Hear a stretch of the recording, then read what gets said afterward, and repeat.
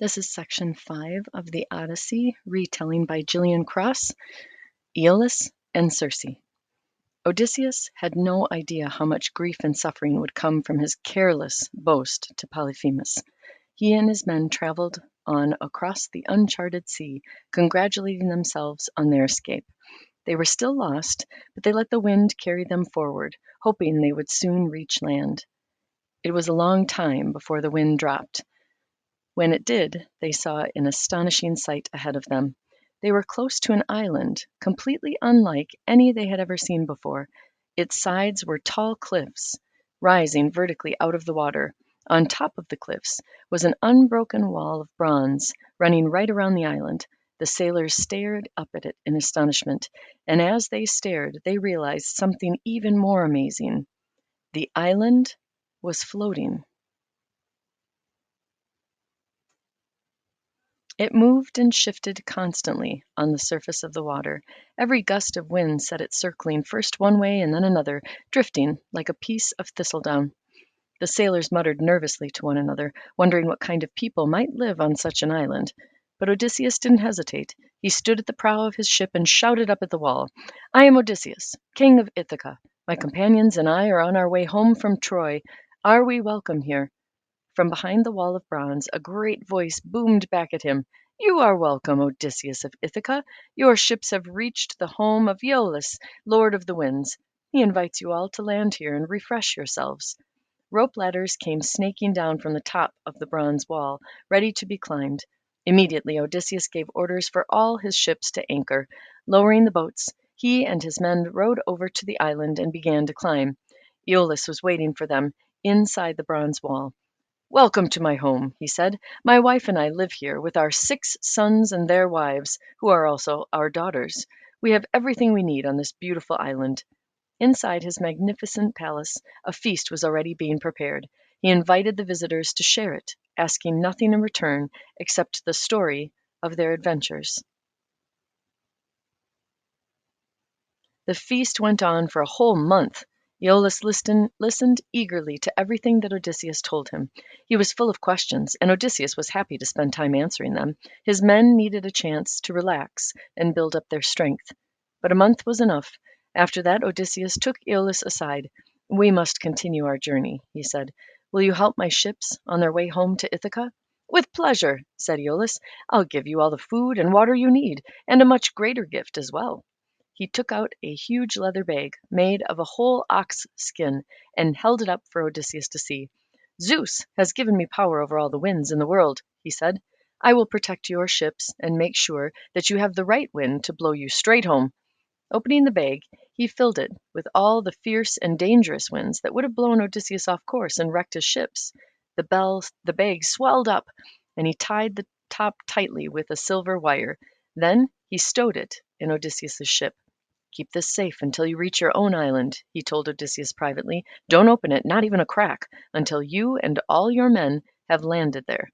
Only one wind had been left out of the bag, the gentle west wind that would take the ships home to Ithaca.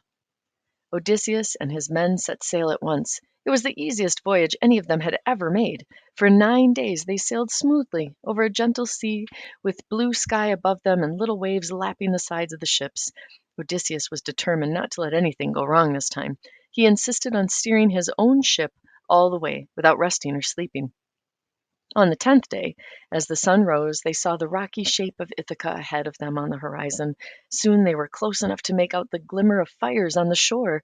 They started to look forward to kissing their wives and hugging their children before the day was over. But Odysseus was exhausted. He hadn't slept at all for 9 days and nights. By the time the coast of Ithaca appeared, he was so tired that he couldn't keep his eyes open. Sinking down onto the deck, he fell fast asleep where he was, right beside the bulging oxhide bag that Aeolus had given him. For 9 days the sailors had been looking at the bag and wondering what was inside. Now they began to whisper about it. "It's a great treasure," one said, "and Odysseus means to keep it all for himself." "It's not fair," said another. "We've been his companions all the way, and what have we got to give our wives? Nothing." The rest of them began to grumble too. "He should share it with us. We've all suffered together." "Why should he grab everything? Let's take a look in the bag." Without waking Odysseus, they hauled the huge, swollen skin out of its hiding place. They untwisted the wire that tied it shut and opened the neck of the bag. And all the wild winds of the world came raging out around them. Tornadoes and tempests tore into their sails. Gales and hurricanes drove the ships backward, flinging the sailors headlong onto the deck. They clung desperately to ropes and spars to stop themselves from being swept overboard, watching in despair as the coast of Ithaca disappeared over the horizon. In the middle of this whirling storm, Odysseus woke up. Immediately he guessed what had happened, and all his hopes of seeing Penelope and Telemachus were ripped away. He was on the verge of throwing himself overboard. What was the point of struggling on? Why not just give up and drown? The temptation was strong, but his longing for Ithaca was even stronger.